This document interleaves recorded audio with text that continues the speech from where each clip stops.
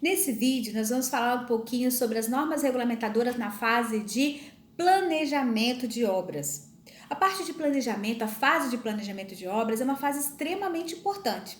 É nela que são definidos a ordem dos serviços, o tempo gasto nas atividades, a aquisição de material, enfim. Muita gente acha que obra é sinônimo de dor de cabeça, correria, transtornos, porém esses impactos são minimizados na fase de planejamento. A parte de segurança do trabalho é a mesma coisa. É nessa fase de planejamento que esses assuntos, essas informações devem ser devidamente analisadas. Vou citar aqui um exemplo para vocês. Vamos supor que será realizado um trabalho numa fachada, ou seja, um trabalho acima de 2 metros de altura. Bom, muitas vezes, na hora do planejamento, já procuram o que já existe. No caso, eu já possuo uma escada, eu não preciso adquirir, é a escada que nós vamos utilizar para fazer esse trabalho. Ou eu tenho umas partes de andame e vou utilizá-los aqui para fazer atividade.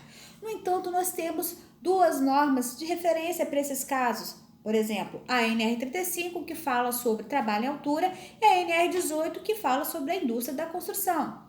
No caso de montagem de andame, por exemplo, nessas normas são definidas essas diretrizes para trabalho em altura e utilização, por exemplo, do uso de andame, as características que o andame deve possuir. No caso, ele deve ser corretamente montado, totalmente montado, ele deve ter base totalmente forrada, ele deve ter guarda-corpo, escada de acesso, sapatas na base, né? No entanto, isso aí muitas vezes não é planejado. E aí impacta em alguns fatores, que é o fator tempo, porque eu preciso realmente ter tempo para montar esse andame completamente. Na parte de orçamento, porque eu preciso alugar esse andame completo, com as partes totalmente disponíveis para montagem. Impacta na qualidade do meu serviço, porque eu preciso também ter esses trabalhadores devidamente treinados para a realização desse trabalho em altura.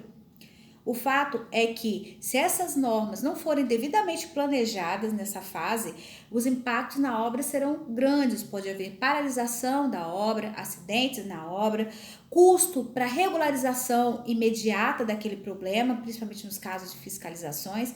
Enfim, consequentemente, nós teremos um cliente que não ficará satisfeito em função dos atrasos, dos problemas que poderiam ter sido sanados simplesmente ao discutir na fase de planejamento e pensar no tempo gasto, no quanto deveria investir, seja para equipamentos de proteção individual, andaimes, enfim, todos os insumos para a realização da atividade com a devida segurança. É claro que nós estamos falando aqui de situações técnicas, mas com relação às pessoas, isso é indiscutível, né? Nós estamos falando de pessoas, de trabalhadores. Então, isso é uma parte extremamente fundamental nesse processo. Então, fica aqui a dica. É importante conhecer as normas de segurança e realmente tratá-las na fase de planejamento, evitando problemas com relação a tempo, que são os atrasos, problemas relacionados ao custo, né, dos insumos para garantir que a atividade seja feita com segurança e a qualidade do serviço que será prestado naquele momento. Uma outra dica que eu quero passar para que é o SESMIT, que são os técnicos de segurança, engenheiros de segurança, que têm essas informações que podem agregar e ajudar muito nesse processo, né, do planejamento da obra. Então, fica aí a dica para vocês. Peça ajuda a esses profissionais numa etapa de planejamento da obra.